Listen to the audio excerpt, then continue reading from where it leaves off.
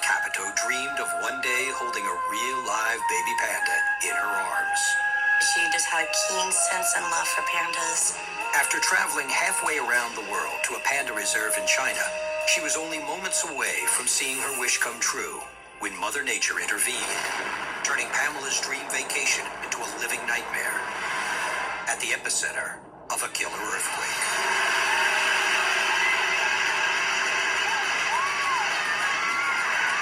I realized that she was in the epicenter. And that broke my heart beyond words. Maybe the last time I said goodbye was the last time I would ever get to say goodbye.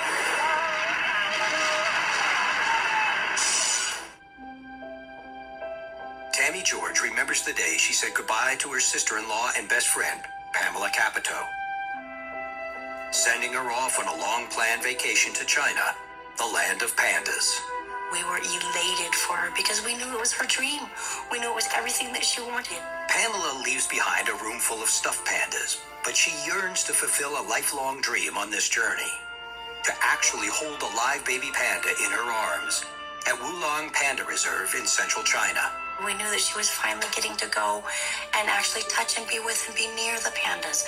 So we were behind her and excited for her 100%. After a week exploring China with a party of 12 Americans, Pamela arrives at Wulang, home to more than 100 panda bears. A fellow tourist rolls tape as the tour begins. For Pamela, it's a once-in-a-lifetime visit to an endangered species and the chance to reach out and touch them.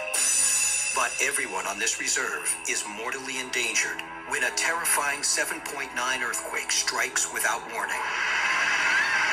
The mountains around Wulang dissolve before their eyes. Trees and boulders crashing down as panicked tourists run for their lives. The home video survives. But the human toll of this massive quake is almost beyond imagination, leveling entire towns and killing over 60,000 people. The news hits hard in California, where Tammy spends sleepless nights waiting for news of her beloved friend. When I saw the images of things on the TV, I couldn't believe that people could have even survived it. All she knows is that teams are out searching for 12 missing Americans, last seen at the Panda Reserve. I worried that Pam was alone in a different country, devastated by a horrendous earthquake. It was more than my mind could take in. The hours stretch into days as images of the quake devastation flood the evening news, with still no word of the missing tourists. The land falling, the rocks falling, and the buildings falling, and the people screaming. You find yourself scanning the TV, looking in the background, wondering, could she even be in that shot? You see the fear in the people's eyes. It's terrible. The search for human survivors goes on, as traumatized pandas are pulled from the rubble of the Wulang Preserve. Some, like this bear, were so paralyzed with fear that they had to be pried from the trees and carried to safety. Still no word if Pamela is dead or alive. What happens if someone dies in another country and it's an earthquake, and do they find the body and do you go get it? So you start thinking of questions that you don't even know the answers to. 3.5 days go by with still no sign of Pamela and her fellow travelers. Officials assure Tammy that they will call her as soon as they have anything to report.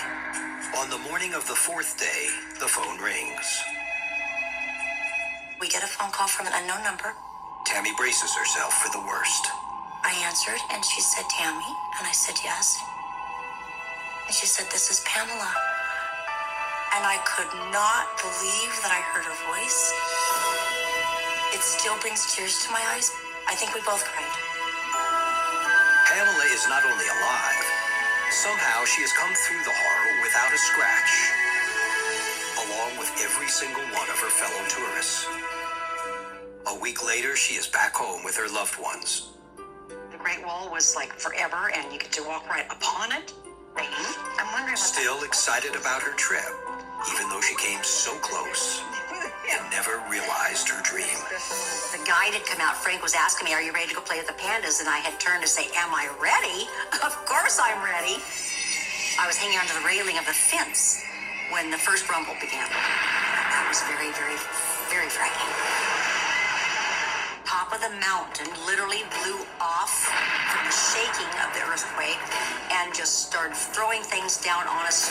You couldn't stand up because the ground was shaking so bad that it would throw you down. My only thought was, I'm going to die. I'm going to die right here. I'll never see my family again. To this day, she cannot explain how she and her group survived. It was like we were in a safety zone, like there was a bubble around us or something. And if we had been 50 yards either direction, we wouldn't be here. We would be dead. It was totally buried. The tourists spent 3 days in a stranded bus with barely any food or water until Chinese army troops worked their way into the area and evacuated them by helicopter. I'm riding the helicopter and watching the people of these villages that we'd passed through, lining the streets, waving goodbye to us and smiling. They've lost their families, their homes, everything around them is destroyed. You're so grateful to have something to go home to, but so guilty for the fact you can't do a thing to help these people. One panda died in the quake. The others were rounded up and sheltered. She never got to hug a live panda, but as the Wulong Reserve rebuilds, Pamela is rebuilding her savings account. She wants to buy a ticket back and realize that lifelong dream, this time without the drama. There were so many magical, wonderful parts of that trip, and also on the other extreme, the most horrendous, terrifying, scary part of it too.